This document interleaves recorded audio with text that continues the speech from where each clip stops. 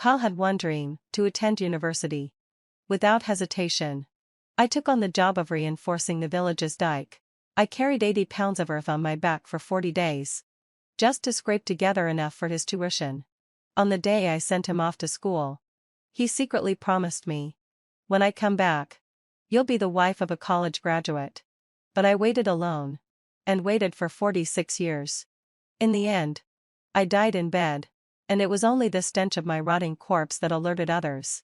When my soul returned to my hometown, I found that even a place to go was beyond reach. It was only through the whispers of my fellow villagers that I learned Kyle was now living a life full of children and grandchildren. A life others envied. And I was nothing more than a pitiful fool who stripped herself of her dignity and fought for another woman's man. When I opened my eyes again, I was back in 1978. Kyle was looking at me with sincere eyes. "Ellie, you have to support me in going to school." Looking at that face, a face I had once loved with all my heart, I curved my lips into a smile and nodded. "Okay." Upon hearing my agreement, Kyle visibly relaxed and, with some apology in his eyes, said, "Ellie, you know how it is. My parents were sent to the farm, and they struggle just to take care of themselves. If I ask for tuition now, it'd be unfilial of me." Then, out. He raised his hand and swore solemnly. "But we're different. I'll take care of you for the rest of my life to repay you." I looked at him, my eyes brimming with tears. And the words, "Why didn't you come find me for 46 years?" remained unsaid. Swallowed back into my throat. Was I not angry? How could I not be? I spent 18 years gathering wild vegetables. I thought back to the despair of not even being able to reach my bedside water cup before I died and felt a desperate urge to bury this man at the bottom of the dike as a human pillar. But I wasn't the 18-year-old Ellie anymore. Throwing tantrums would only earn me the label of a shrew. Though, compared to a life and death struggle, a reputation doesn't even matter. I remembered the murmurs after my death. Ellie had such a hard life. Waiting for a man her entire life, only to end up with no children. No one even to collect her body after death. Though Kyle wasn't a saint. He has everything now. That's just how the world is. It wasn't that I had a hard life. I was just stupid. As I watched Kyle paint a vivid picture of our future, my expression remained calm. Because every word he spoke was exactly the same as in my past life. These words had once been my belief that kept me waiting. But now they only made me feel disgusted. Seeing that I didn't show the eager expression I had in the past, Kyle's pace slowed down. He anxiously brushed a lock of hair from my forehead. "Ellie, if you're not at ease, I'll apply to a university in the province. I'll come back every week to see you." This was different from my past life. I had heard that he went to Sheep City. Spent the first 10 years thriving in a state-owned enterprise. And made a fortune after being laid off and venturing into business. Before I could respond, my cousin Zoe, who had been standing behind me, spoke up. "Ellie, having fulfilled my obsession. You shouldn't be so selfish. Kyle is a good seedling. Of course. He should go to a big city. You only graduated from middle school. You wouldn't understand. If you're afraid of hard work, then don't drag Kyle down. Endure 4 or 5 years of hardship, and then you'll enjoy decades of happiness. Be content with that." I sneered. "Do you want this happiness? You can have it." Perhaps it was the first time I had ever retorted. Kyle and Zoe froze in shock. Kyle, sounding a bit anxious, said, "Ellie, hadn't Xianxia. Did you hear the village gossip? There's nothing going on between me and Ellie. We're pure." "Oh, I didn't know that. In my past life, I was a hopeless romantic who never considered that Kyle might betray me. Or I wouldn't have waited until death." Zoe, red-faced, stomped her foot. "Kyle, why are you even explaining? Don't you remember what the teacher said? The innocent will remain innocent." Kyle furrowed his brows and snapped. "This is between Ellie and me. It's none of your business. You go to school first." As Zoe left, her eyes glared at me with venom. It seemed like this was the first time she'd been defeated in a comparison with me. Kyle turned to me with a gentle gaze. Ellie, I know you're the one who's always been good to me. I will never let you down. His expression was so firm. It moved me. Had I not died once, I might have cried tears of happiness. I took a deep breath and nodded calmly. Go ahead and study. As for the money, I'll think of something. Reluctantly, Cal stood up from my side, turning back 3 times as he waved at me. Then, Menalala Sai. He hurried to catch up with Zoe, who was walking slowly ahead. The villagers whispered to each other as they saw them together. People who are both scholars walk well together. They seem so well matched. Well, Ellie must be trying to stake a claim because of her looks. What right does she have to think she can take Kyle from Zoe? I ignored their chatter and turned to walk towards the village committee office. I didn't want to spend my life in lonely old age, a mere topic of conversation for others. Stopping their gossip wouldn't save me. At the village committee entrance, a few middle-aged women saw me coming and couldn't hide their disdain. Isn't that the third girl from Ellie's family? The lazy one. She's looking for work now? Just for a man. Her mother was unlucky too. She couldn't give birth to a son, so her in-laws looked down on her. Now, the daughter's a slut who tries to steal other women's men. The village head couldn't tolerate their gossip, and slammed the table. One woman was unhappy. Village head. This was Ellie's family's own complaint. They wouldn't lie about her. Would they? The village head didn't bother with her. And turned to me. In the fall, the town is organizing dike repairs. It's $1 a day, though it's a tough job. I nodded eagerly. But then a hand stopped the pen I was using to register. You're really going to work on the dike for Kyle? Connor's eyes were bloodshot as he looked at me. I won't allow it. What kind of woman should be doing such hard labor? His tone was full of tenderness. In my past life, I thought he was jealous of Kyle. So I didn't listen to his advice and even scolded him. Now that I had lived to this age, how could I not understand his feelings? But I still gently pushed his arm aside and heavily signed my name on the form. The people nearby burst into laughter. See? I told you. Ellie would do anything for Kyle. If this were before liberation, Ellie would probably be willing to be his concubine. Connor's face flushed red. He spun around, shielding me behind him, and shouted at them furiously. You bunch of useless gossips. Done earning your work points? If you've got time to wag your tongues, why don't you worry about whether your own families can even pay their grain quotas this year? The men didn't back down. Their voices turned shrill and mocking. And who are you to speak for Ellie? Huh? In this village, you're a nobody, don't tact all high and mighty.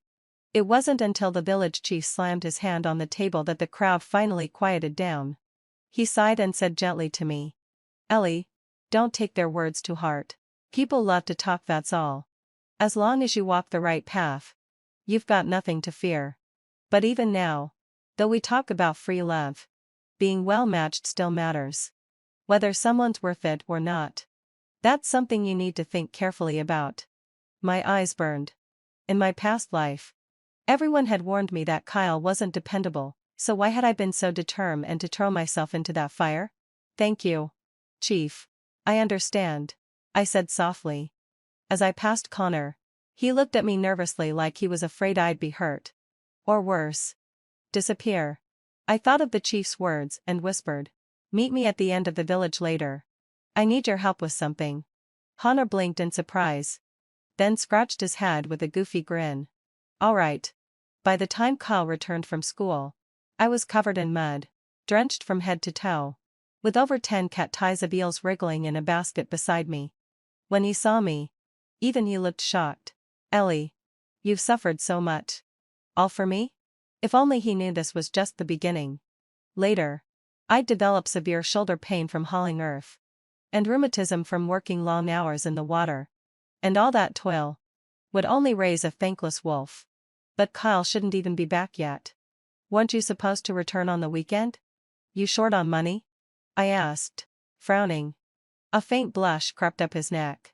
I just missed you too much. My lips twitched. The tenderness I'd once dreamed of all my life suddenly felt awkward when it was right in front of me. He had just taken the basket of eels from me when a sweet, breathless voice called out in the distance. Kyle.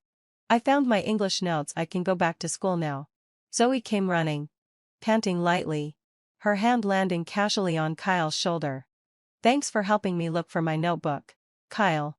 If you hadn't, I'd be in big trouble tomorrow. A soft hum escaped me before I could stop it. A twinge of bitterness flickering in my chest. But I quickly snapped myself out of it. Wake up. You're not falling for this again. I snatched the woven bag from Kyle's hand and said coolly. Be careful walking her home. He looked anxious, wanting to explain. But Zoe tugged him away before he could say another word. I turned in the opposite direction, heading home.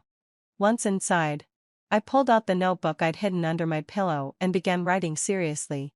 Money, it's hard to earn, especially when you've got no one to rely on. I did the math. In my past life, the first time I gave Kyle money, it was about 300 yuan. Back in 1978. That was enough for him to play the rich kid at university for quite a while. The thought that he might have used my money to charm some college girl into marriage made me want to slap myself. But this time, I'd still earn money, just not for him.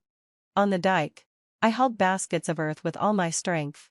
A few women bringing lunch to their husbands stopped to jeer. Well, Ellie sure is working hard to steal herself a man. Can you blame her? Kyle's a future college student. And Ellie's just a farm girl. They're worlds apart. No wonder Ellie's family prefers Zoe with Kyle.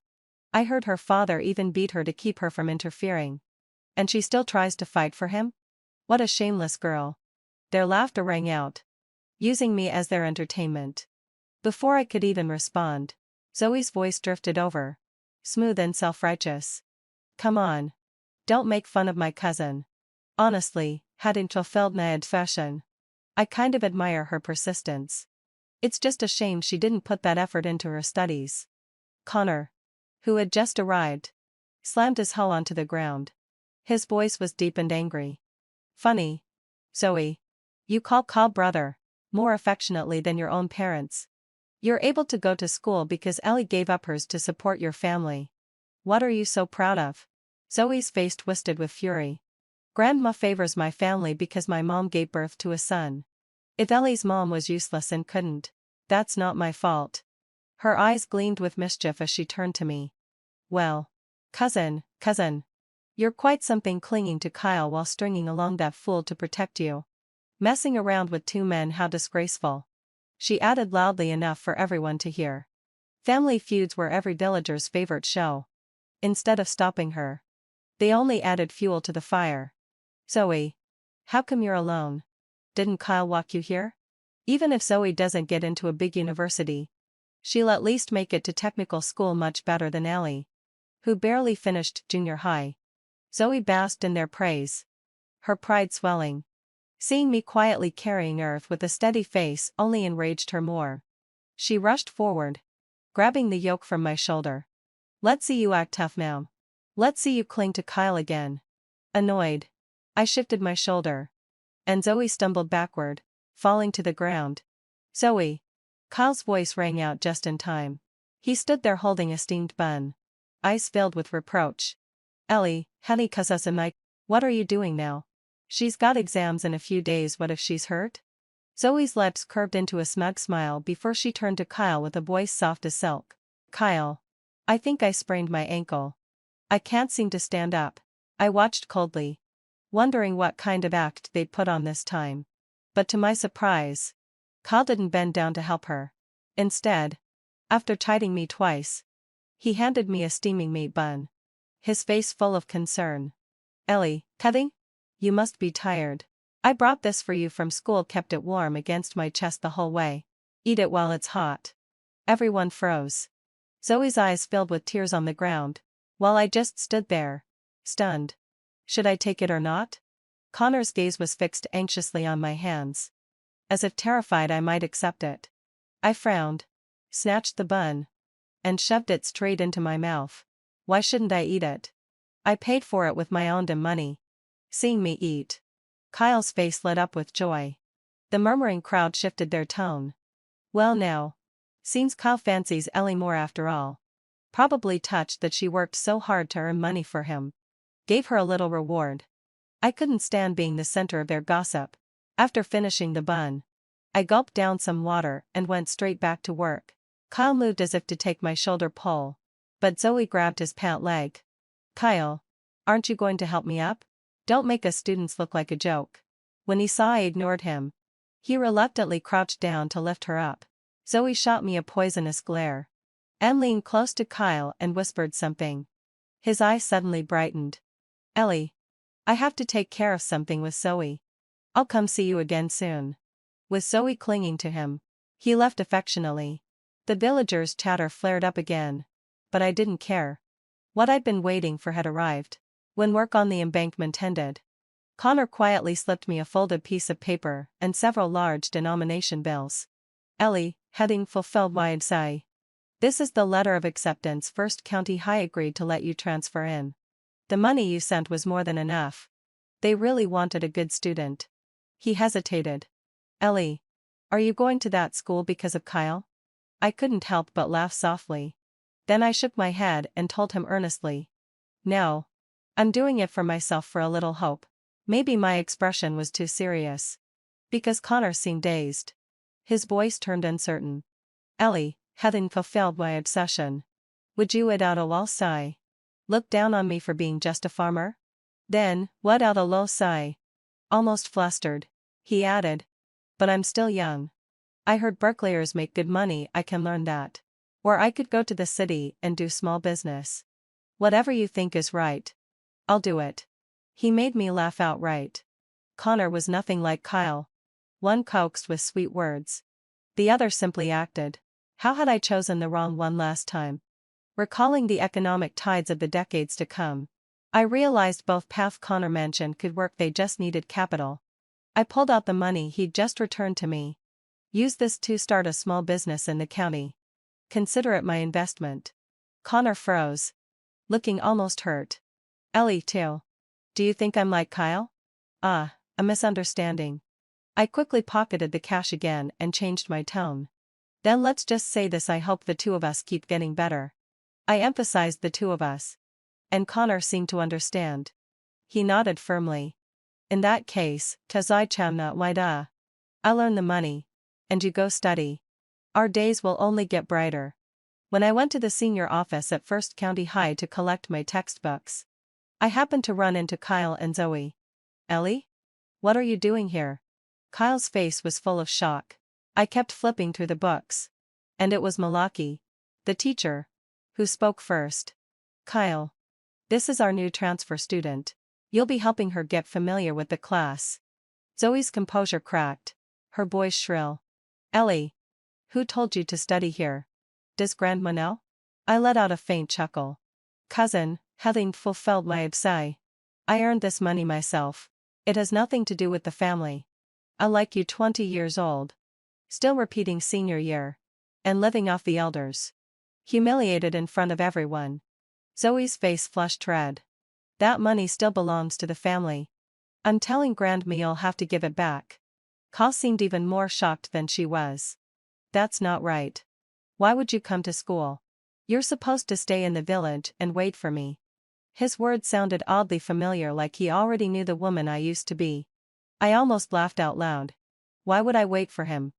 I had already waited 46 years.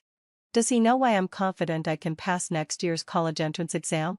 Because during those 46 years, I studied the 1978 test papers he once used until the pages turned yellow and soft. Heaven gave me another chance, not so I could ask him why, but so I could rise above him. This time, I'd be the clouds, looking down from above. As for Zoe, I knew Kyle never truly liked her. She was just a fleeting distraction. Still, Kyle wouldn't give up. He reached out, his tone urgent. Ellie, why are you here? Are you afraid I'll leave once I have a diploma? Trust me. This time I won't. This time? Could it be? He's been reborn too? I didn't know what his past life had been like.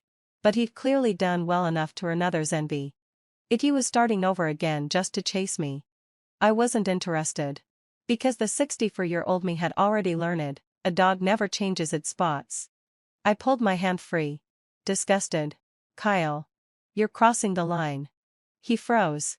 Confusion clouding his face. Ellie, heading to Feldlied session. What's wrong with you? I stepped back, widening the distance between us. and decided to lay it all out. Kyle. Everyone in the village calls you my brother-in-law. So maybe stop calling me Ellie. Miss Ellie would be more appropriate. He relaxed a little, thinking I was jealous. Don't be upset.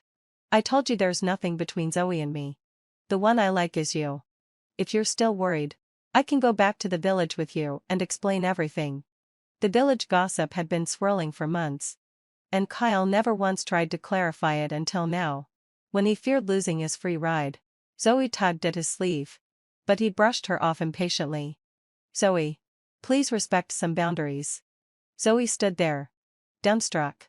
She couldn't believe that the man who'd just been flirting with her now drew a line in public. Ellie, you like me too, don't you? Kyle asked earnestly. The Ellie of the past had loved him until her dying breath. Fortunately, heaven had shown mercy, letting my soul linger just long enough to see the truth. I knew how Kyle had climbed to power by deceiving women, living a life of comfort and indulgence. I also knew that, like me, Connor had never married. He stayed in the same small mountain village, unwilling to leave for fear that I would return and find no home. I saw how Connor had staggered all the way to the county, claimed my urn, and cried like a broken man, clutching the black box.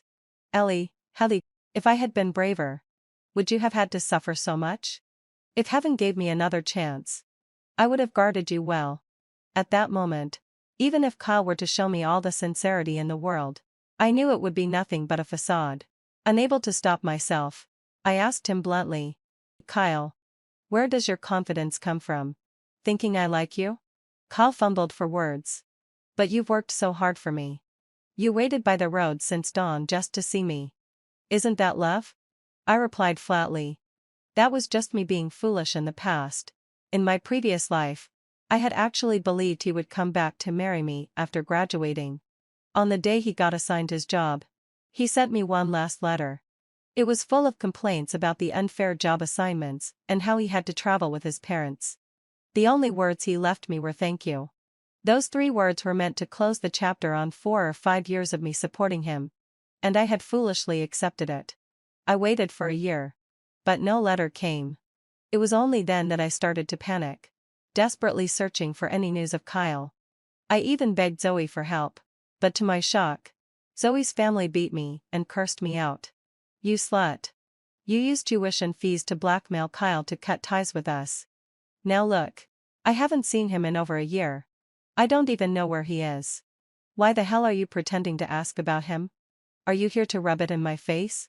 Once they were convinced that I had been abandoned, and by Kyle too, they began spreading the word. Come see. Ellie used despicable means to seduce her brother-in-law. And now she's been dumped by him. Now that you have nowhere else to go, are you trying to come back? Fine. Crawl to Zoe and apologize. Admit you're a shameless flirt who ruined relationships. And maybe we'll let you back in. Your mom can't even have a son. And you two are just a disgrace to your whole family. I ran back to my rented room in the county. The entire village's mocking and jeering echoing in my ears. And I had no home to return to. With no way of finding Kyle, I could only stay in one place, foolishly waiting. Over the years, I told myself countless lies to numb the pain. Maybe something had happened to him. Maybe he was sick. That was why he couldn't come for me. But now, looking back at that letter with no address, it was clear he had closed the door to all emotion with just 3 words. As these thoughts crossed my mind, I couldn't care less about Kyle's dark expression. I stuffed the books into my bag and started to leave, brushing past them. Before I left, I turned to Kyle and said, I've arranged for someone to harvest the rice in your field. The labor fees were paid with grain, and the remainder is stored with the village chief. You can pick it up whenever you have time. As for what to plant next spring, you can figure it out. I need to focus on school. I don't have time to handle these things anymore. Kyle's face grew even darker. And the meaning was clear, I wouldn't be supporting him anymore. In my past life, Kyle had devoted himself to his studies, yet only managed to get into a technical college. Even when the job assignments came, he was picky. In this life, unable to feed off me anymore, he was clearly floundering. At first, Zoe helped him out, and he could still pretend to play the part of the educated man. But slowly, his greed and laziness began to show. Zoe handed him a bun. Chewing on a cornmeal steamed bun herself, Kyle frowned. I've been eating these plain buns for days. How am I supposed to study without meat? I told you. Once I get assigned to a state-owned enterprise, I'll be able to start my own company. If you support me now, I'll repay you later. Why can't you be like Ellie? Work harder. Take on more jobs. And support me? Zoe's voice trembled with frustration. Kyle. I've already split the living expenses my family gave me between us. If they find out I'm supporting a man, they'll skin me alive. We'll be in college soon. After the exams, there'll be living allowances. And things will get better. Just hold on a little longer. But Kyle, born into wealth, could never endure this kind of hardship. How could the Kyle of the past, the rich CIO, ever imagine a life so meager? At first, when Kyle realized he had been reborn, he resented it. After all, he couldn't bear the hardships of the 1970s. But later, he began to feel differently. The 1970s weren't all bad, not with Ellie around, because in his past life, no matter how many women he had, only Ellie truly loved him. He felt like heaven was giving him a second chance, allowing him to reassess who he truly loved. So, this time, he vowed to treat Ellie well, to marry her, and never leave her alone again. But from the moment he spoke of continuing his studies, he noticed Ellie had changed. He wasn't afraid, though, because he was sure Ellie couldn't live without him. Something must have gone wrong. While nibbling on a bun, Kyle pondered. He would make Ellie return to the obedient, loving girl she once was. Connor had also rented a small storefront across from First County High and opened a snack shop. With my memory of the 1978 exam papers, I was never nervous about the college entrance exams. And occasionally, I'd help out at the shop, but Kyle's eyes were always fixed on me. That day, after school, he cornered me at the entrance of the snack shop. Ellie, I've been wondering why you're acting different. Have you started flirting with other men? I paused the task in my hands, laughing derisively. Kyle, what do you mean by flirting? What other men? Did I have a man before? Don't forget. In the villagers' gossip, you're Zoe's man. What are you coming to me for? Kyle's face turned ashen, and he ground his teeth, hissing. Ellie, having fulfilled Ryan's session. Are you out of your mind? He's just a small-time businessman. Connor, too, nervously watched my reaction, fearing I was just trying to provoke Kyle. I raised an eyebrow. That small-time businessman not only supports himself, but makes nearly 20 a day. What gives you the right to comment? I used to be blind, but now I see clearly. As soon as I said this, Connor couldn't hide his smile. He put down what he was holding, rushing to stand in front of me, no longer afraid of Kyle. Kyle, I respect you as a scholar, but I expect you to respect laborers too. If you keep treating people like they're beneath you, I'll go to the school and report you. Kyle, in his past life, had always been smooth sailing. He thought it was just luck, but he forgot that the hardest years were those when Ellie had carried the load for him. Now that Ellie had lost control, he realized how tough the 70s truly were. Furious, having fulfilled Xianxia, Kyle's usually composed demeanor shattered, and he yelled at Connor in a rage. Who the hell do you think you are? Threatening me? No matter how nice you make it sound, you're just a servant, groveling in front of everyone. Connor's face flushed red, veins bulging on his forehead.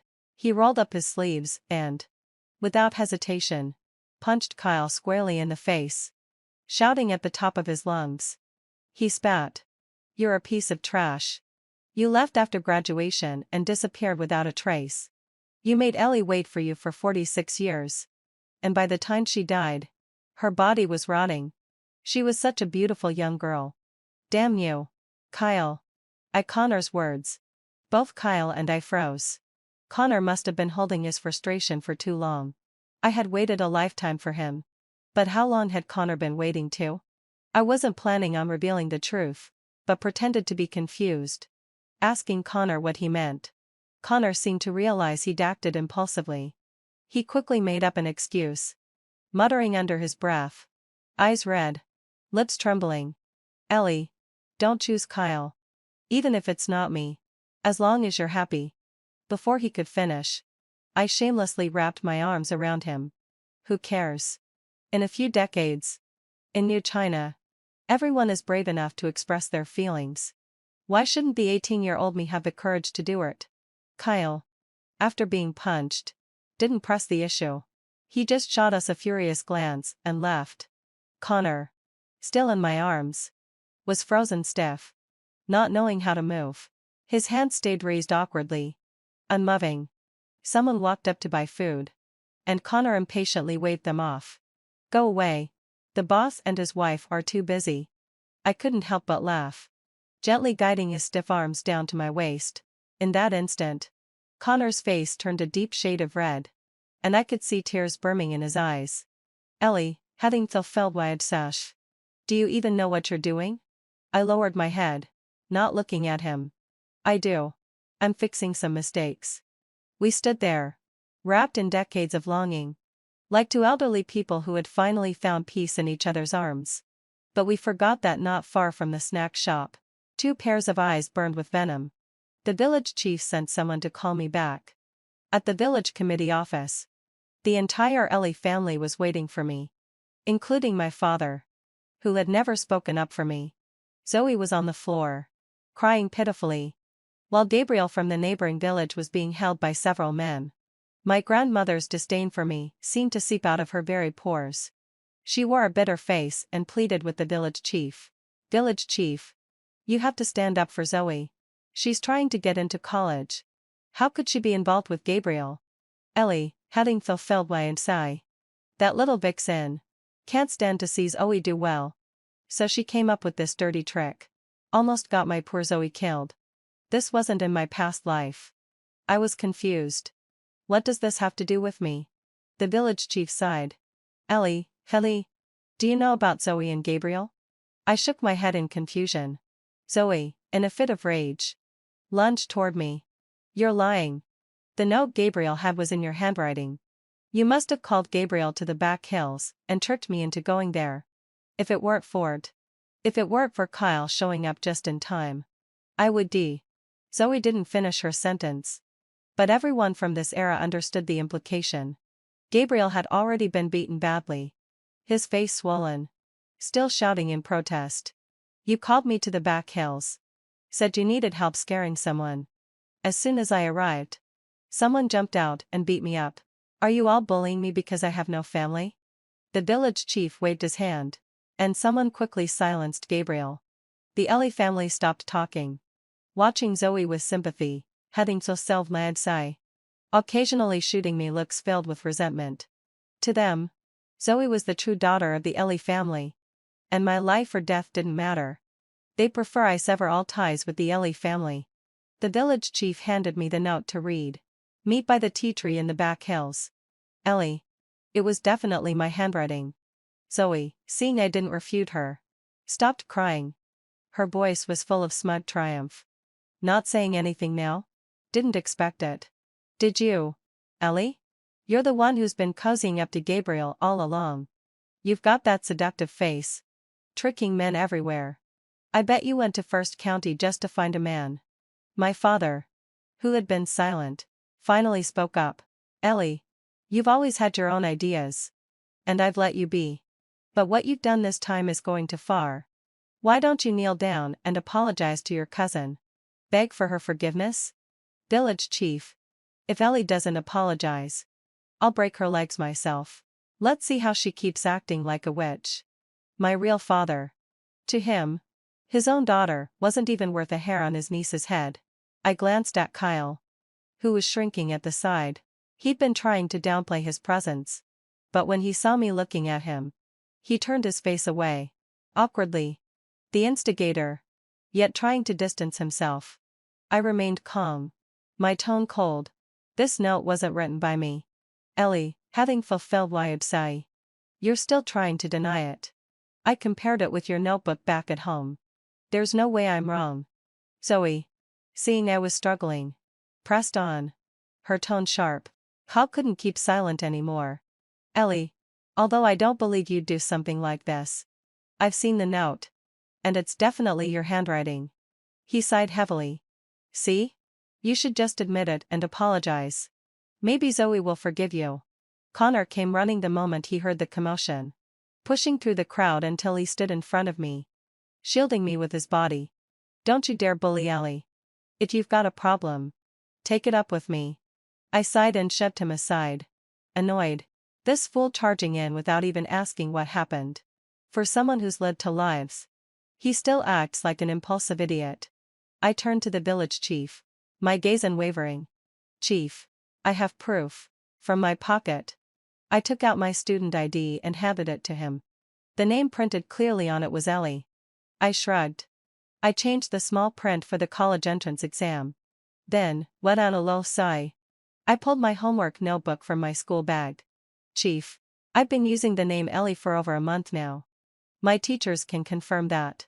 And as for handwriting, if you want, I can mimic anyone's script right here. As I spoke, my eyes flicked toward Kyle, a cold smile tugging at my lips. He and I used to imitate each other's handwriting for fun, thinking it was a sweet little couple's game. I never imagined that same game would be twisted into a trap against me. How pathetic. If I hadn't changed my name out of hope for a fresh start, would I have fallen into his hands again even in this life? He knew me too well, but that kind of familiarity should come from love, not manipulation. Seeing me on the verge of clearing my name, Zoe panicked, glancing anxiously at Kyle. He mouthed a curse idiot. This still doesn't prove the note had nothing to do with you, Kyle said coolly. He had dropped all pretenses now. Since Ellie no longer belonged to him, he'd rather destroy her than see her with someone else, especially a mere peasant. I let out a sharp laugh. Gabriel can't even read. Whoever gave him that note, he would have had them read it aloud. Check it if you don't believe me. I suggest we call the police. Zoe turned pale. No. We can't call the police. Grandma frowned, hesitating. We can't. It'll ruin Zoe's reputation. She's still got the college exams coming up. It's better not to make this a big deal. Oh, now that it's not about me. Suddenly reputation matters? I faced the village chief again. Chief. Our villagers beat Gabriel half to death. Don't you think we owe the other side an explanation? Even if we don't report it, the neighboring village probably will. Kyle, struggling to contain his fury, snapped. Ellie, cutting. If you report this, the 3 of us will all be questioned. You'll be wasting valuable study time. I looked utterly unconcerned. Moral integrity comes first. Remember the order: virtue, intellect, fitness, art, labor. Kyle hadn't expected me to insist on calling the police regardless of my reputation. They treated a woman's reputation as if it were her life because they'd never truly died in despair before. After weighing the matter, the village chief agreed to report it to the police station. The rest was up to us to cooperate. When we boarded the police car, our expressions varied. Zoe, the fool, was still looking at Kyle with worry, even after being used so cruelly. But then again, wasn't I just like that in my previous life? After questioning, we returned to school. Zoe followed behind Kyle. Teary-eyed, she berated her viciously the whole way back. Kyle, meanwhile, glared at me with venom. Ellie, do you even know how brilliant I'll become one day? I'm being nice to you now. And you just ignore me? Nice? He really had no idea what that word meant. I stared into his eyes. Fearless. Kyle. And let's see just how brilliant you can be this time. My stare made him uneasy. He should have remembered, the first step to his brilliant future was at least getting into college. But he'd spent too much time obsessing over me. During the college entrance exam, I already knew the questions from my past life. Feeling a little guilty, I stopped once I was sure I'd reached the undergraduate line. When I left the exam room, I ran into Kyle. He didn't look nearly as confident as before. Muttering to himself, he said, "No, impossible. What went wrong?" After all these years of studying, he still didn't understand the butterfly effect. Just as I was about to walk away, Kyle grabbed me. Ellie, petting fulfilled my insatium. Did you mess with something again? I shook off his hand in disgust.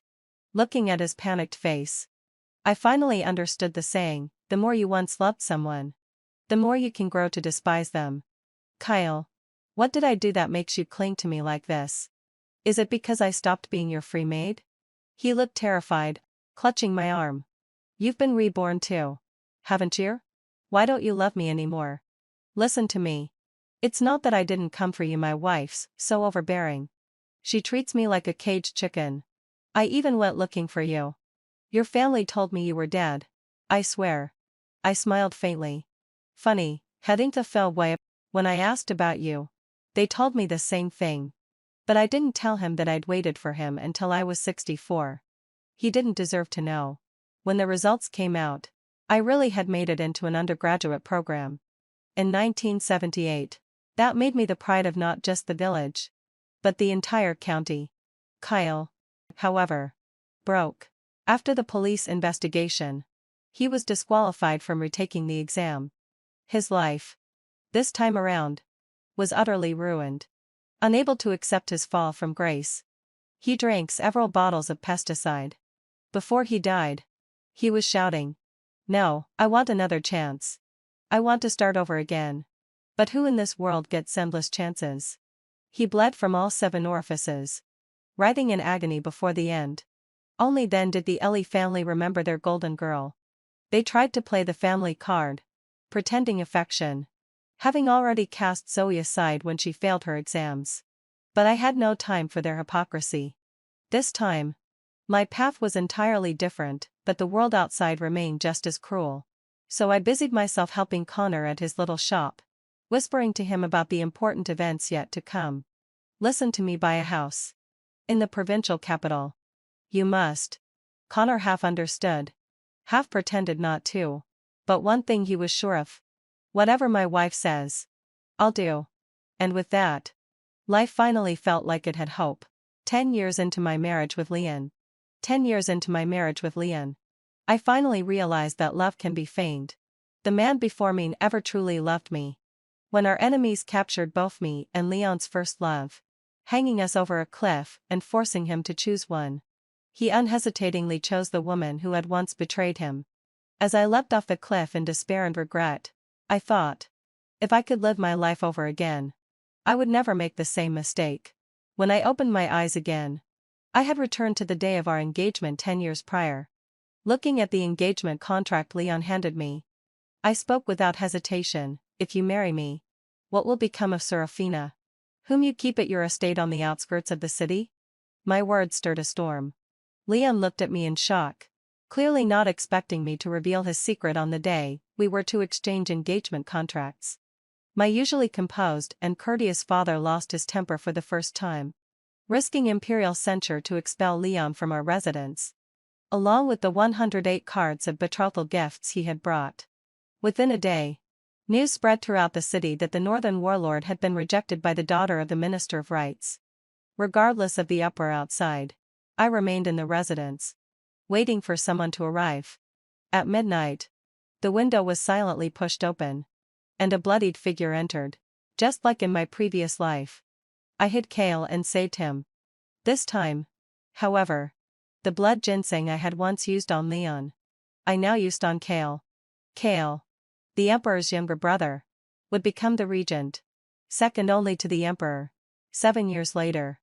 In my past life, after his imperial brother's death, he struggled to guide the young emperor and protect the nation. But due to an assassination attempt, he was left disabled and spent the rest of his life in a wheelchair. Even so, he remembered the favor I had once done for him and traveled thousands of miles to collect my remains. That was on the 7th day after my death, when my soul was trapped beneath the cold, desolate cliff. I bitterly laughed at my own foolishness, resented Leon's coldness, and cursed the heavens for their injustice. Watching my mutilated body torn apart by wild beasts, my resentment grew, as if I would become a vengeful spirit at any moment. But Kale appeared, dragging his wheelchair, to collect my remains and arrange my burial. Do you regret it? A clear male voice interrupted my thoughts. I shook my head. No. Because I know you're worth it. He seemed surprised by my words, looking at me intently before speaking after a long pause. Miss Clarissa, I will remember your kindness. In the future, if you face any difficulties, as long as it doesn't violate ethics or morals, Kale will go through fire and water for you without hesitation. I didn't refuse and nodded readily, because I knew I would soon need his help. Kale was loyal and righteous. I had known that in my past life. In my previous life, you collected my remains. In this life, I will give you a pair of healthy, strong legs. After I broke off the engagement with Lian, he remained persistent, coming to our residence daily to seek an audience, but was turned away by my doting father. This continued for half a month. Seeing that the gates of the Minister of Right's residence remained closed to him, Leon finally ceased his visits. Just when I thought he had given up, 3 days later, Leon brought Serafina to our door. Upon hearing the servant's report, memories from my past life flooded back. My heart grew cold and bitter. But more than that, I felt resentment. Very well. Since I have been reborn and tried to avoid them, yet they still come to disgust me. Let's see what they intend to do. Speak, Kathasa Asablis Kale. Why have you come? I asked directly upon entering the hall. The moment Leon saw me, he immediately stepped forward. As he approached, I quickly took a few steps back, widening the distance between us. Clarissa. You. Leon stopped in his tracks, looking at me with pain and urgency in his eyes. I didn't want to waste words with these two. Being in the same room with them felt suffocating. Their presence reminded me that my past life was a complete joke. Serafina, seeing my displeasure, curtsied to me and spoke calmly. Sister Clarissa, I believe you've misunderstood my relationship with Leon. Today, I've come to clarify everything. I knew exactly what she was going to say, claims of innocence, subtly implying that I was narrow-minded. I had heard these words in my past life. I ignored them, sat in the main seat, and had the maid pour me a cup of tea. After taking a sip, I spoke after a long pause. Serafina, there's no need for lengthy explanations. Just answer 3 questions for me. Serafina glanced at Leon. Her eyes filled with charm, seeming to convey helplessness, shame, sorrow, and innocence all at once. I couldn't help but marvel internally. TSK. Such an expression, I fear I could never master it in my lifetime. Leon, however, seemed oblivious to the emotions in Serafina's eyes, focusing solely on me as he spoke. Ask away. There's nothing improper between us. Nothing improper? Ahaha. What a joke. First question, why did Serafina break off her engagement with Shinjiro? I looked at Serafina and asked. A flicker of panic crossed Serafina's eyes, but she quickly composed herself and replied, given my current lowly status, I'm unworthy of Shinjiro. How could I bind him with a marriage contract? Unworthy? Serafina, your words are amusing. You claim to be unworthy of Shinjiro, yet you accept the patronage of the esteemed northern warlord. Perhaps it's my shallow understanding that fails to grasp this. I mocked. Upon hearing this, Serafina's cheeks flushed instantly. She anxiously glanced at Leon and hurriedly explained. No, it's not like that. Leon frowned as well. Clarissa, there's a reason behind all of this. Seeing their expressions, a wave of disgust rose in my heart. I interrupted coldly. No need to explain. I don't want to hear it. Second question. Serafina, on the red ribbon tied to the matchmaking tree atop Mount Kenji, whose name did you write when you prayed for love? Upon hearing this, Serafina looked up at me in shock, eyes filled with disbelief. She murmured, impossible. How could you know? Seeing her like this, I couldn't help but laugh. Serafina, there are no walls in the world that don't let in the wind. You showed your heart to the gods, but tried to hide it from me? Aren't you afraid the gods will be displeased? Leon was staring at me too, but there was no surprise in his eyes. And suddenly, I understood. He already knew. So how dare he? How dare he bring her before me and speak of innocence? Leon, I had planned for us to part ways peacefully in this life. You go your way, I'll go mine. But since you insist on disgustingly throwing this in my face, don't blame me for tearing off your last shred of decency. Third question.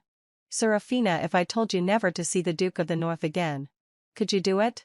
At my words, Serafina looked like she was about to cry, tears brimming in her eyes. But she never answered. That looked really pitiful. I sneered. So, Serafina, tell me, what exactly did I misunderstand? Then I turned to Lian. Lian, you say your relationship is innocent? Then answer my 3 questions. 1. Did you really not know about Serafina's feelings? 2. One out a low sigh. If I forced you to choose between us, who would you choose? 3. Head until sold Lian Sashan. Lian, do you really think I, Clarissa, am a fool? Lian just stared at me, silent. After a long pause, he only said one sentence before turning and leaving: I won't give up. Serafina quickly followed after him, watching their backs as they left. I chuckled. Lian, this time, the choice is mine. 3 peaceful months passed. With proper rest, Kale's injuries were fully healed. Before leaving, he told me he had something important to attend to. I knew the border was in trouble, and the Emperor had secretly sent him to investigate. Over these 3 months, we'd become friends. His presence had made the days less lonely. Now that he was gone, I felt a bit of emptiness. Coincidentally, the Empress was hosting a flower viewing banquet, inviting noble ladies from the capital. I gladly attended. Unfortunately, heading forcibly, what was meant to lift my spirits turned sour when I ran to someone I despised. Serafina arrived, surrounded by admiring women, and seated herself directly across from me. At such a banquet, someone of her status shouldn't even be present. But after the unpleasant fallout that day, Lian had clearly arranged for her to have a respectable status. Adopted daughter of the Prime Minister's household. She looked at me with pity, sympathy, and a hint of pride. I ignored her, but she deliberately provoked me. I heard Clarissa has been resting at home these past few months. How's your health now? She asked with feigned concern. Everyone turned to look at me. Huh. So this was what she was waiting for.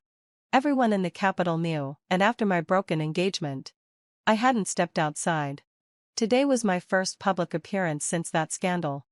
Under all those curious, scornful, and judgmental gazes, I calmly set down my teacup and looked at Serafina. Seeing the faint smugness tugging at the corners of her mouth, a surge of malice rose in me. I smiled and said, of course you'd know. Serafina. After all, wasn't it the Duke of the North who brought you to my door himself? The air turned to ice. Every pair of eyes turned to Serafina in shock. The woman the Duke of the North kept hidden. It was her? She actually dares show her face? After hurting someone, she should have stayed away.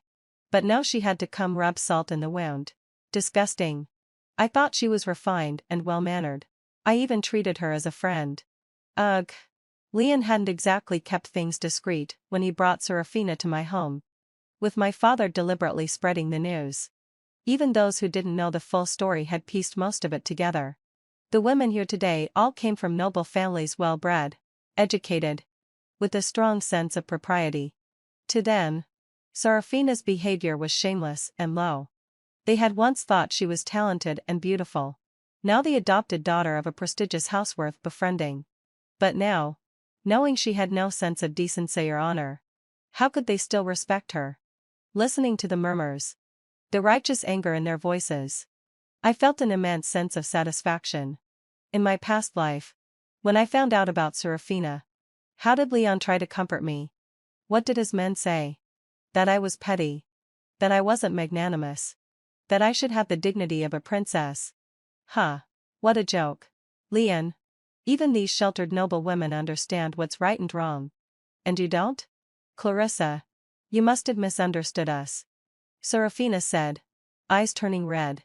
My father died in battle. Before he passed, he entrusted me to the Duke of the North. It's not what you think. I was truly sick of her pretentious act. It was nauseating.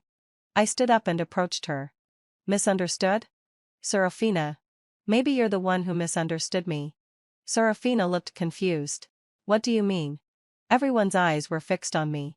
Looking at Serafina now, I couldn't help but recall that day in my previous life on the cliff's edge. She wore the same tearful, Pitiful expression. I would never forget her words as I fell into the abyss. Clarissa. Leon has never chosen you. Snapping back to the present. I saw her wearing that same look again and suddenly. I didn't want to let it go so easily. A misunderstanding? You misunderstood me as a weak little rabbit. Helpless and easy to bully. With that, I grabbed her arm. Amid gasps from the crowd, I yanked a piece of her sleeve clean off. Ah! Serafina screamed in shock, scrambling to cover her now exposed arm. The crowd was clearly stunned by my sudden action. Some of the elders frowned and scolded. Clarissa is far too hot-tempered. It's one thing to speak harshly, but to resort to violence? Indeed, a woman's modesty is so important. Yet she tore someone's clothes. Unforgivable. Voices of reprimand rained down on me. Serafina clutched the torn sleeve tightly over her arm, her eyes brimming with tears as she accused. Clarissa. Even if you're angry with me, this is too cruel a humiliation. I ignored the chorus of disapproval and stepped in front of her, letting out a cold laugh. You claim it was a misunderstanding, Serafina? Then explain why is the name of the northern warlord engraved beneath the magnolia tattoo on your shoulder? The crowd fell deathly silent again. All eyes turned to her shoulder. Disdain let out a low sigh. Mockery. Curiosity one by one. People's gazes bore into her. Serafina's face went pale. And the next moment, she fainted on the spot. Even as she collapsed, she cleverly shielded her shoulder from view. Watching her, I found the whole thing utterly ridiculous. Ridiculous that she overestimated herself. My grandfather was the emperor's former tutor, and I was raised by his side, studying strategy and court politics since I was a child. Serafina? She read a few books and picked up some petty tricks, and thought she could manipulate me? How laughable. Tangible evidence is always more persuasive than words. That was the first lesson my grandfather ever taught me. What explanation can compare to what one sees with their own eyes? If you don't want to peacefully live out your days as a noblewoman, then I will grant your wish. Eventually, having fulfilled land socially, the Empress arrived and put a stop to the farce. She punished both of us for causing the spectacle. I was ordered to stay indoors and reflect for a month, not that it mattered to me. But Serafina, judged by the Empress to have an impure heart, was sent to King Xian nunnery to copy 500 volumes of scripture. She couldn't return until she finished. Everyone sided with me. Even the Empress. The day's chaos finally ended. I turned in early and extinguished my lights for the night.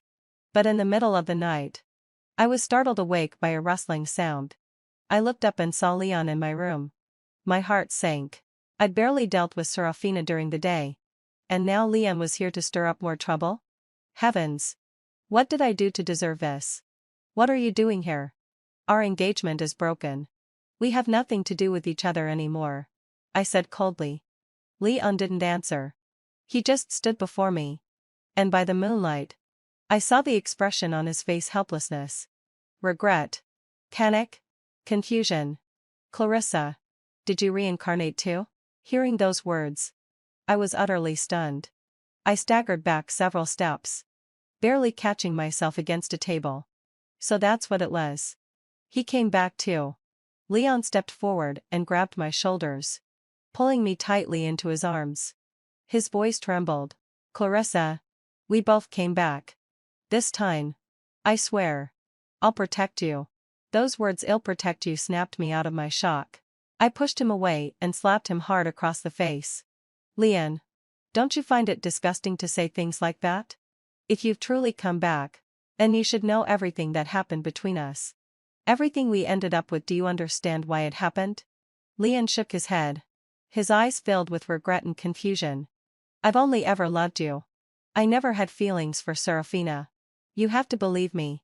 Believe you? Leon, what do you expect me to believe in my life? I laughed. Bitter and cold. Leon, do you even remember how I died in my past life? Leon was flustered. His face went pale and he shook his head. Clarissa, I didn't mean for that to happen. I planned to trick the enemy and had someone else ready to rescue you. But something went wrong. Rescue me? Huh. I laughed. Hollow lie.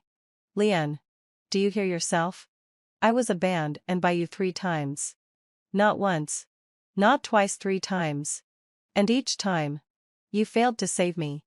Do you even realize that? Leon's eyes were filled with confusion and panic. 3 times? What do you mean? 3 times? I don't understand. Looking at his expression, I felt even more pitiful about my past self. Clarissa. Clarissa. What you saw as soul-crushing agony meant nothing to him.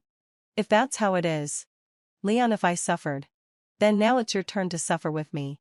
I fixed my eyes on him and said coldly. That year when the plague struck, I fell ill. There was only one Xianxia camellia left in the house, but you gave it to Serafina. Did you ever think of me?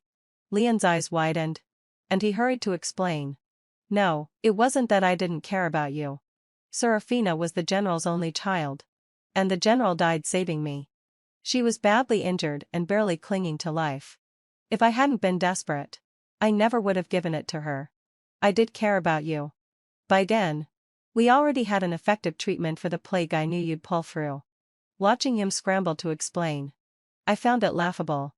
So in the end, I just couldn't compare to her place in your heart. You knew I wouldn't die? But what if I had? Leon, Lana. How could you say something like that? I sneered and said slowly. And do you know, if I'd had that Xianxia camellia, I could have saved the child in my womb? You traded your own child's life for Serafina's. And in your eyes, Leon, that was a fair trade, wasn't it? Leon froze. His face drained of all color, and his voice trembled.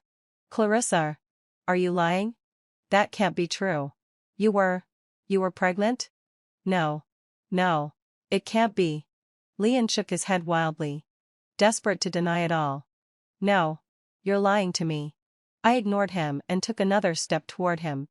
My voice steady and sharp. When the assassins ambushed us, you were gravely injured. I dragged you into a cave to hide. But the first thing you did after waking up was to parade Serafina into the military camp under the pretense of a military doctor. Did you ever once look back? At my legs torn apart by wild wolves. At my hands cut open by sharp stones on that mountain? If it hadn't been for a passing hunter, I probably would have died alone in that freezing cave. So tell me, Leon, counting the cliff in our past life, you've abandoned me 3 times. Killed me 3 times. What makes you think we deserve another chance? I jabbed a finger into his chest as I questioned him, my voice trembling with pain. Leon stood there, utterly lost, eyes full of disbelief. You were hurt that time? I laughed bitterly. Look at him. If someone doesn't love you, they won't even notice when you're bleeding right in front of them. Leon, it doesn't matter what you say anymore. I don't believe you. And I don't love you. Let's end this here. I looked him straight in the eye as I spoke. My chest ached unbearably for the child I lost. For the pitiful life I led in my previous incarnation. Leon cried. Into lifetimes. It was the first time I saw him cry. But no matter what he did, it no longer had anything to do with me. I'm sorry. He finally said a single I'm sorry, and left. In the days that followed, he didn't come to bother me again. But I still didn't get the peace I had hoped for. After the flower viewing banquet, the gates of the minister's manor were nearly trampled by the noble ladies of the capital. They were all girls in the prime of youth. Perhaps they sympathized with my misfortune, or maybe they just came to gossip. In any case, they kept flocking to my residence. The most frequent visitor was Princess Xianxia, the only royal princess of the current dynasty Luna. Clarissa, don't worry. I went to King St. Emple yesterday and added 500 more prayer scrolls for that wretched woman. She's not getting out of there for at least a year. Luna whispered smugly as she clung to my hand. Her almond-shaped eyes sparkled with mischief. She was truly adorable. She was Kale's full-blooded younger sister. Though their features resembled each other, their personalities couldn't be more different. I smiled and tapped her on the forehead. Aren't you afraid the Empress will find out and punish you?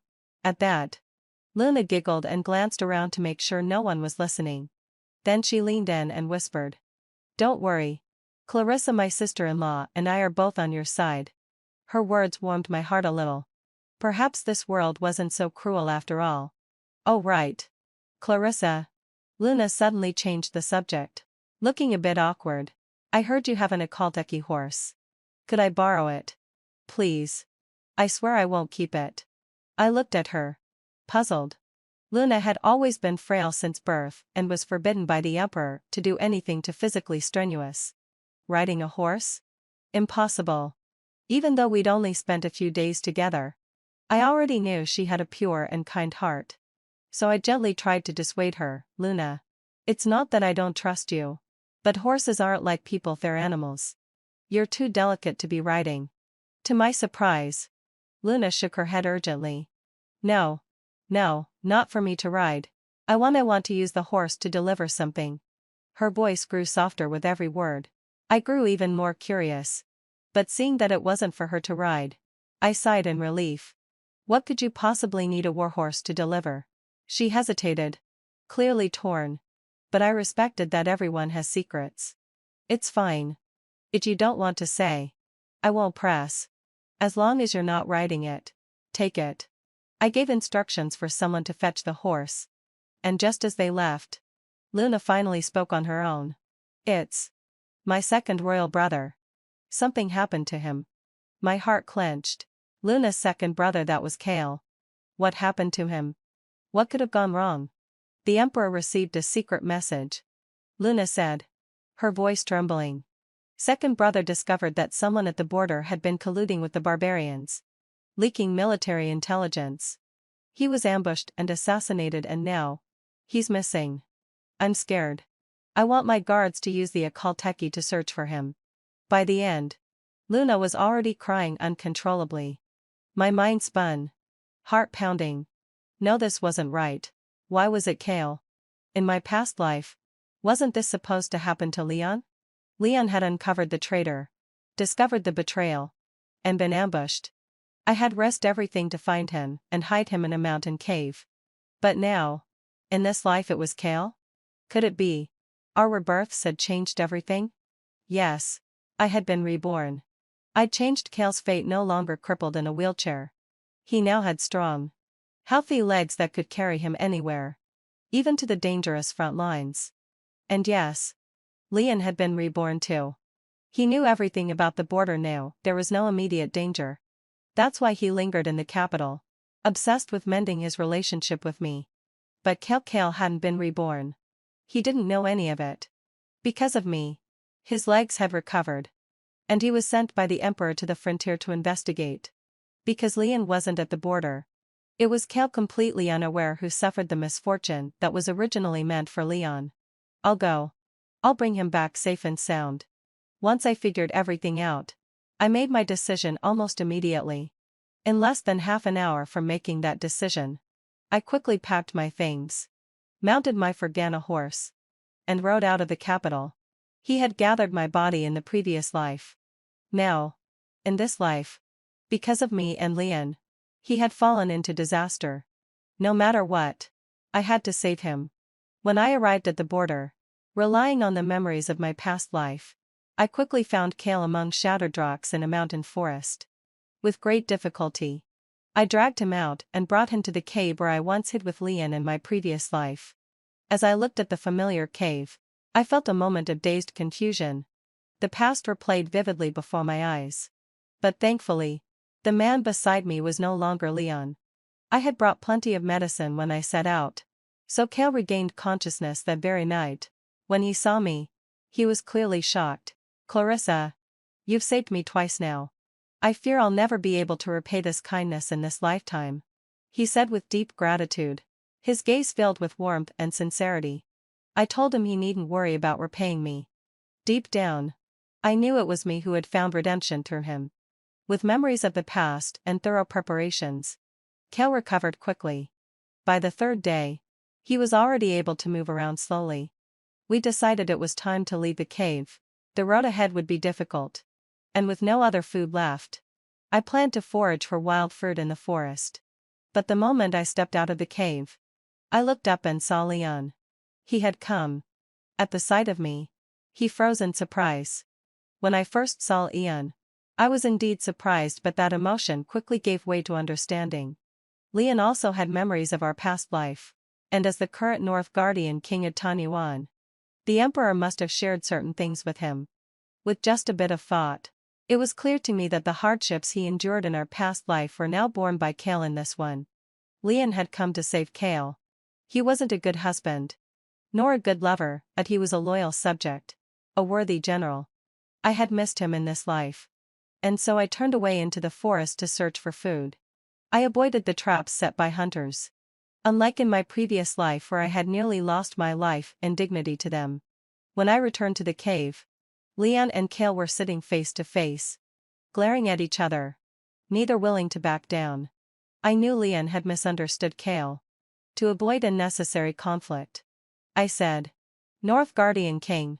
I came at the request of Princess Xianxia to find the second prince." Leon looked at me, his eyes slightly red at the corners. "Clarissa, you're protecting him like this when you should be protecting me." With that, he stood up and walked out of the cave. I added some wood to the fire, not sparing him a glance.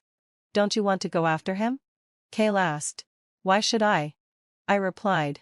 Kale chuckled at my answer. I looked up at him. The firelight danced in his eyes. And his smile was especially striking. Leon had said he had arranged everything. Even set a trap to lure the enemy in. So our plan to leave the cave was put on hold.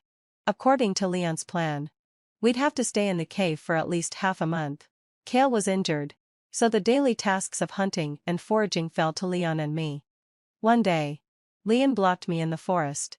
I knew he wouldn't let things go. So I braced myself to hear what he had to say.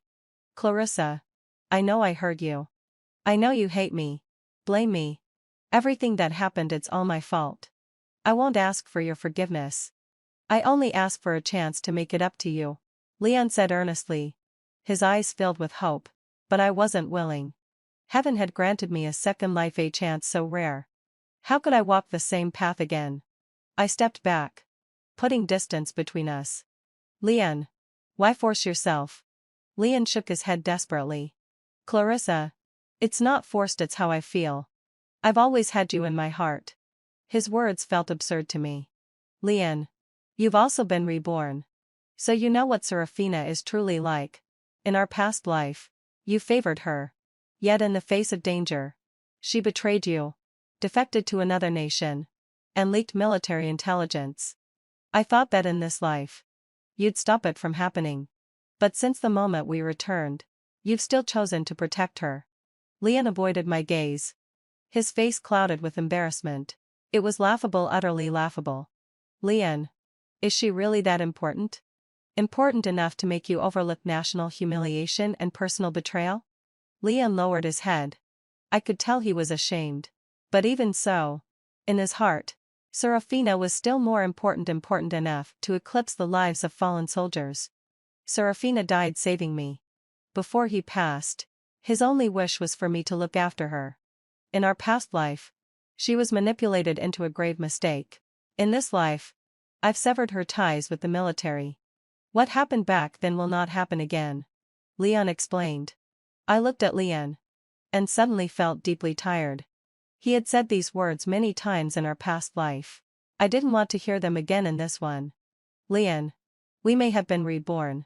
But what if nothing actually changed? Real soldiers died because of Serafina. You abandoned me at the cliff. And our child's life was traded for hers. So no, Leon. There's no going back. Never." I returned to the cave alone, carrying what food I had gathered. Kale saw me alone and asked, "Did you two argue?" Everyone knew that Leon and I had broken off our engagement. So there was nothing to hide. I merely told the truth. That's all. Kale nodded, seeming to understand, though he didn't press the issue. Instead, he changed the topic, speaking to me about the landscapes of the northern frontier. He described it with such vivid excitement, and I listened intently, unable to help being drawn to that snow-covered land blanketed in silver. A world of flying snow and icy serenity. "If you ever have the chance," he said, "when all of this is over, you must go see it for yourself. It's truly something special." Leon returned to the mountain cave in the middle of the night, still visibly downcast. I glanced at him, pulled the blanket tighter around myself, and sank back into sleep. It hadn't even been 2 weeks, just 10 days when the barbarians finally fell into Leon's trap.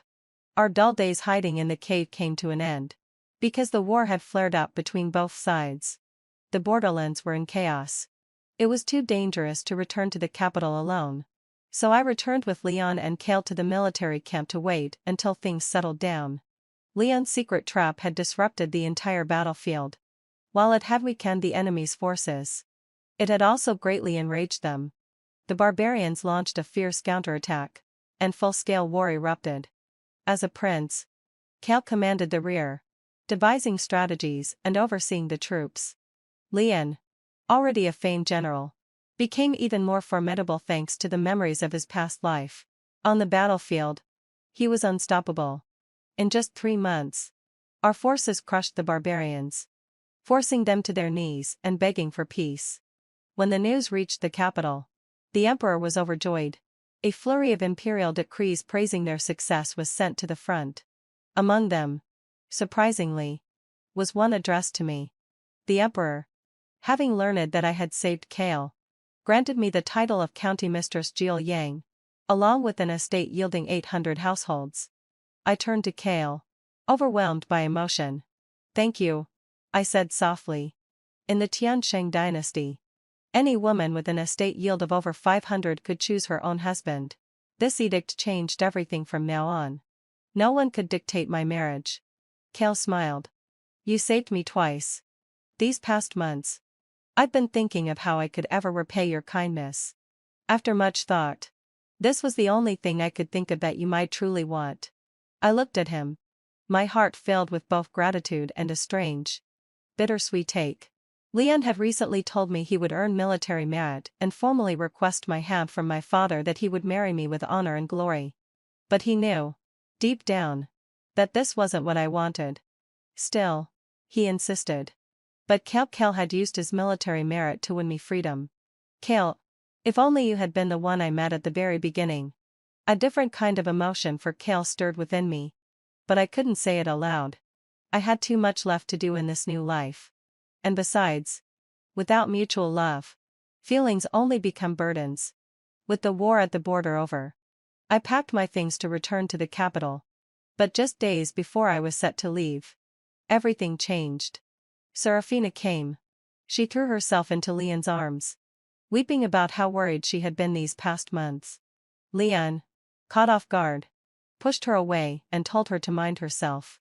But suddenly, Serafina turned her hateful gaze on me, screaming, "Clarissa, you make it sound so noble breaking off your engagement with the Prince of the North, yet you've been shamelessly trailing after him in the military camp for months." I refused to listen to such vile nonsense.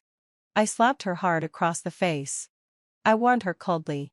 "Don't mistake my tolerance for fear. You'd best learn to act with humility around me.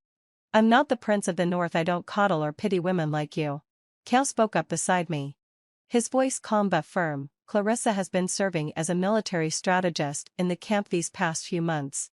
She had a direct imperial command from my royal brother. Many of our victories came from her plans." Funny, I didn't realize Serafina was seeing something entirely different. Serafina, seeing that Kale was defending me, quickly turned her eyes toward Leon, hoping for support. But Leon's face was just as cold, his tone icy. "Serafina, the care I showed you in the past was only because of the general's dying request. You know very well that there was never anything more between us. Not before and not in the future either. My heart has always belonged to Clarissa." Serafina shook her head wildly, denying his words. No, it's not true. I had no interest in watching her fall apart. I turned and left the general's tent with Kale. "Do you need me to take care of it?" Kale asked, referring to Serafina. I shook my head. "No need. She's no real threat to me. But if I'd known what would happen next, I never would have turned him down." Serafina vanished the very next day. I assumed Leon had been firm with her, and that she, seeing no way forward, had left. I finished packing and set off for the capital. But after only about 40 miles, I received a carrier pigeon message from Kale. The barbarians had launched a counter-offensive. Kale urged me to hurry back with all speed. I knew there was little I could do once I arrived. But something deep inside me, some dark, insistent voice screamed at me to turn around. Without a second thought, I did. I had a terrible suspicion. When I returned, what greeted me was devastation. The battlefield was a ruin of blood and broken bodies. I rushed to Kale's tent. But he was nowhere to be found, only large splatters of blood on the ground. My heart pounded in terror. I stumbled toward Leon's tent, but found no trace of him either. Frantic, I grabbed a young soldier who was fleeing in a panic and demanded, "What happened? What the hell happened here? Where is the second prince? We were so well fortified, how did this happen when the barbarians were already a broken force?" From the soldier's trembling, stammered explanation, the truth came out. It was just as I'd feared. Serafina again. Just like in my previous life. She had betrayed us. She defected to the barbarians, offering up our military maps and battle plans. She shattered what should have been a decisive victory. I looked at Leon's empty tent, rage rising in my chest. Leon, how could you ever justify this to the innocent soldiers who died because of your blind indulgence? 2 lifetimes. They all died because of you. How could they rest in peace beneath the 9 springs? Just then, an arrow shot toward me. But Leon's right guard appeared in time and struck it down with his blade. I picked up the silk tied to the arrow and saw the blood-red words embroidered on it. A surge of hatred welled up in my heart. Serafina. This time it ends for good. Following the message on the silk, I went to King Wu Peak as agreed. If possible, I would never have set foot in this place again. In my past life, it was here that I fell off the cliff and ended my ridiculous life. As I gazed at the scene before me, I felt a momentary daze. This view, it's almost identical to that moment back then. Leon and Kale were tied up and hung over the forbidden cliff, their limbs bound. Nearby stood Serafina, brandishing a dagger with wild gestures. I glanced at the 2 men hanging in midair. Seeing no visible wounds on them and clarity in their eyes, I let out a breath of relief. Serafina, what are you trying to do? I asked her. She let out a maniacal laugh. Her eyes filled with a vicious madness I'd never seen before. Clarissa, seeing the mighty Lord of the North and the all-powerful Sack and Prince hovering around, aren't you just so proud of yourself? I frowned. I used to merely feel disgust toward Serafina. Her nature, after all, was her own. What happened between Leon and me was ultimately Leon's responsibility. But at this moment, looking at her, I truly felt that this woman was venomous to the bones. He had to be eliminated. Leon had protected her both openly and secretly for years. The old generals in the army regarded her like a daughter. And now? She saw none of that. Serafina, you were born into a family of generals. Now you betray your country. How can you face your ancestors? How can you face your father? Hearing this, Serafina laughed even more maniacally. Ache. My family, the Seraphinas, were loyal to the core. Now I'm the only one left. Leon owes me. This country owes me. You're insane. I cried. Her red-rimmed eyes locked onto me, filled with nothing but hate. Yes. I've gone mad. Youl drove me mad. What did I ever ask for? I only ever wanted Leon's heart. Was that so wrong? I quietly signaled the hidden guards nearby to prepare to rescue them. Serafina, I said, you never truly loved Leon. If you did, how could you destroy his homeland? How could you kill his soldiers and people? You only craved the attention he gave you. Once that attention waned, you lost all reason. Serafina gave me an eerie smile. Say whatever you want. Clarissa, I don't care anymore. Her expression made my heart sink with dread. What are you planning? Serafina walked to the ancient tree binding the 2 men and brushed her dagger against the ropes. She tilted her head slightly, her voice bone-chilling. Clarissa, choose one, just one. Who will it be? Leon, choose one, just one. Who will you pick? Everything began to mirror the events of the past life. I looked at Leon. He stared back at me, eyes full of bitterness, regret, sorrow, and a sliver of hope. With one glance, I knew neither of us could forget what happened at this cliff in the past. No matter what, it would never be erased. Then I looked at Kale. He was looking at me too, his gaze gentle. When he saw me look at him, he even gave a faint smile. In these few months together, I understood he was silently comforting me. A sudden ache welled in my nose. All the moments we had shared rushed back to me.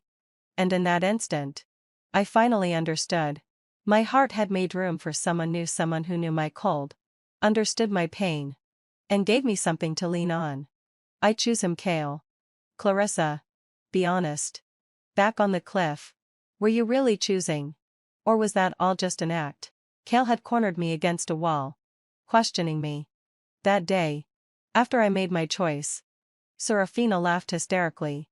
She mocked Lian, claiming his love was trampled, and hurled venomous insults at me. As she was momentarily distracted, the hidden guards launched a rescue. But she noticed. Before dying, she cut the ropes holding Lian and Kale. They both fell off the cliff. Now, staring at Kale's handsome face so close to mine, I raised a brow. You're asking if I was sincere? Then maybe you should explain why you'd have fell off a cliff yet walked away unharmed. Kale looked away sheepishly and rubbed his nose. Didn't you already figure that out? We were faking it for Serafina. We wanted to flush out the traitor in the army.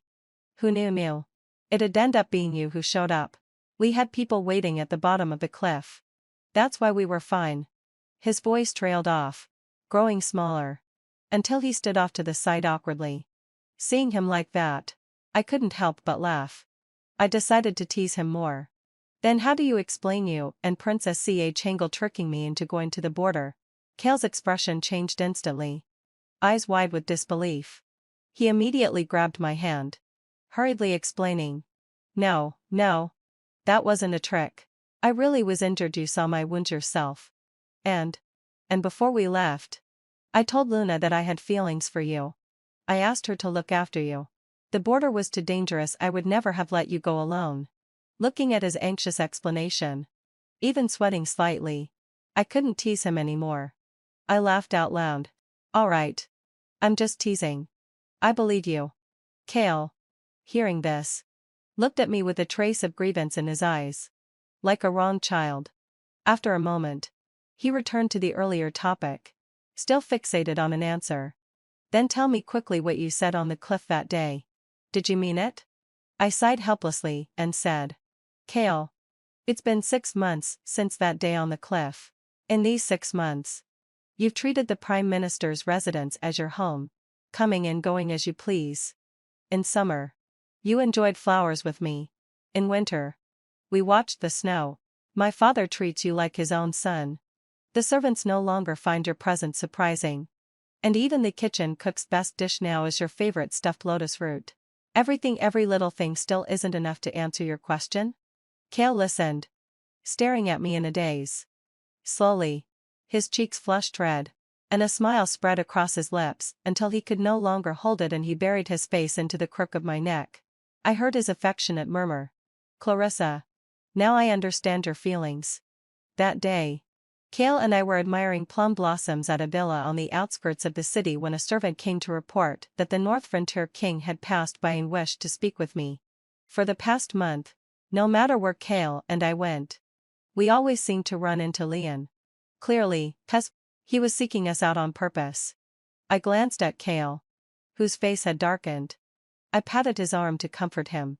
There's no avoiding this. We might as well meet him. Kale said nothing, but turned and held me in a tight embrace, kissing me fiercely until my lips tingled and my breath became uneven. When Lian entered, Kale quietly slipped away. I dismissed the servants, and Lian instructed his guards to retreat as well. It's cold in winter, and with your leg injury, you should be resting at home, I said. After that day on the cliff, both Kale and Lian had been rescued by men we'd arranged in advance. They were safe and sound. Soon after, they laid a major sweep through the camp, rooting out long-hidden raiders. Lian and Kale seized the momentum, pushing deep into the enemy's base. Ultimately, having fulfilled my Sai, the barbarian tribes were completely subdued. But Lian had injured his legs in one battle and would now spend the rest of his life in a wheelchair. I'm all right. After a few months of rest, aside from occasional pain, there are no other serious issues. Lian replied calmly. Since I had come to understand my true feelings for Kale, I was now able to treat everything from the past and Lian himself with peace in my heart. Just like now, I could say a few polite, indifferent words in his presence. I asked the shadow guards. That day beneath the cliff. You had people arranged too. So. I could already guess what Lian was about to ask. So, does that mean? Deep down. You still have feelings for me? I looked quietly at the man who had entangled with me for 2 lifetimes. I saw regret and longing in his eyes. But I felt only clarity and release. I shook my head. Lian. I saved you because this empire needs you, because tens of thousands on the border need your protection. Even if I hate you, I would never let you die. Lian laughed bitterly. Of course. That's just like you. Righteous. Clear in love and hate. Snow had begun to fall. Soft and cold against our faces. I'm leaving. I've petitioned the Emperor for a decree. I'll spend the rest of my life guarding the border. I suppose. We won't meet again. He paused and gave a self-deprecating smile. Then again. You probably don't want to see me anymore. May your journey be smooth. My lord. I said softly. Lian smiled faintly and brushed the snow from his brow. After a long pause, he let out a deep breath, as if he'd finally let something go. There's something I think you should know, he said. I looked up at him, waiting. Kale. He's like you and me. He's come back too. I looked up, and in the distance, I saw snow fluttering over the plum orchard. The blossoms shone even brighter in the snow, just like the man who now lived in my heart. A warmth surged through me. I smiled and said, I know. Lian froze for a moment. Then smiled bitterly. So that's how it is. I never stood a chance against him. I don't hate you anymore. Lian. Let's leave it at that. I said, rising and walking toward the plum forest. Lian's voice came from behind. Clarissa. In our past life. I'm sorry. This life. May you find joy and peace. I smiled at his words. But didn't turn back. I would. In this life. I would truly be joyful and at peace. Deep in the plum forest. I found Kale curled up under a plum tree. Covered in snow. My heart ached at the sight. What are you doing squatting here? Aren't you cold? I reached out to pull him up. Kale looked up at me. The corners of his eyes red. Like a child abandoned. In a small voice. He said. You knew. Everything. Yes, Kadin so went session. I knew. His shoes were soaked through with snow. And his hands, exposed to the cold, were purple with cold. I took his hand, it was ice cold. The chill piercing me to my core. Your shoes are wet. Get up. Quickly. I said. Pulling harder. He finally stood. But didn't move. Only stared at me intensely. I sighed inwardly. I knew long ago back in the cave. I already knew. His eyes lit up with joy and disbelief. He grabbed my shoulders and asked urgently. You mean? You knew I was reborn too? I nodded. Yes. He pressed further. And you're still willing to be with me? You're not angry I kept it from you? Again, haha. I nodded. Yes. Kale's eyes turned red instantly. And he pulled me tightly into his arms.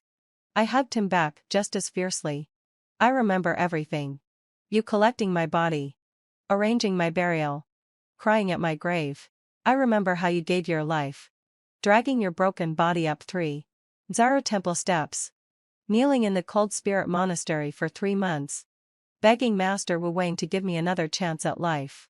So Kale. How could I ever blame you? Hearing this. Kale held me tighter. His voice choked with tears. Clarissa. You really are. So annoying. I laughed and gently pulled away. I leaned up. Kissed the corner of his mouth. And whispered. Kale. I'm sorry. For making you wait so long. From now on. I won't make you wait again. Kale held me tightly and kissed me deeply. In that moment. I felt something fall on my face and slip down into my mouth. It was a little salty. But also. A little sweet.